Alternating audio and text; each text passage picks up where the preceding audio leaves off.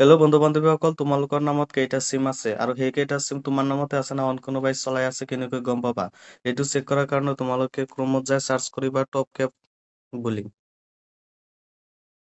আৰু এইটো চাৰ্চ কৰাৰ লগে লগে প্ৰথম যিটো ৱেবছাইট আহিছে তাতে তোমালোকে ক্লিক কৰি দিবা। এইটো ক্লিক কৰাৰ লগে লগে তোমালোকৰ সন্মুখত আছে no mobile connection in your name. তাৰপিছত তলফালে অহাৰ পিছত ইয়াতে তোমালোকৰ যিটো নাম্বাৰ চলাই আছে সেই নাম্বাৰটো এণ্টাৰ কৰি দিবা। তাৰপিছত সুন্দৰকৈ তোমাৰ সন্মুখত যিটো কেপচাৰ আহিছে সেই কেপচাৰটো সুন্দৰকৈ তোমালোকে বহাই দিবা।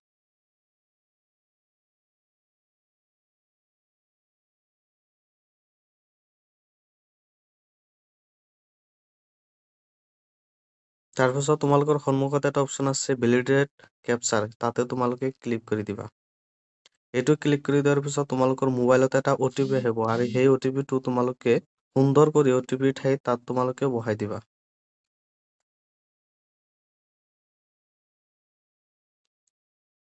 এইটো বহাই দিয়াৰ পিছত তোমালোকৰ সন্মুখত এটা লগইন বুলি অপশ্যন আছে, তাতে তোমালোকে ক্লিক কৰি দিবা। এইটো ক্লিক কৰি দিয়াৰ লগে লগে তোমালোকৰ সন্মুখত কেইটামান অপশ্যন আহিব। ইয়াতে তোমালোকে চাব পাৰিবা এই নাম্বাৰটো তোমাৰে না অন কাৰোবাৰ হয়।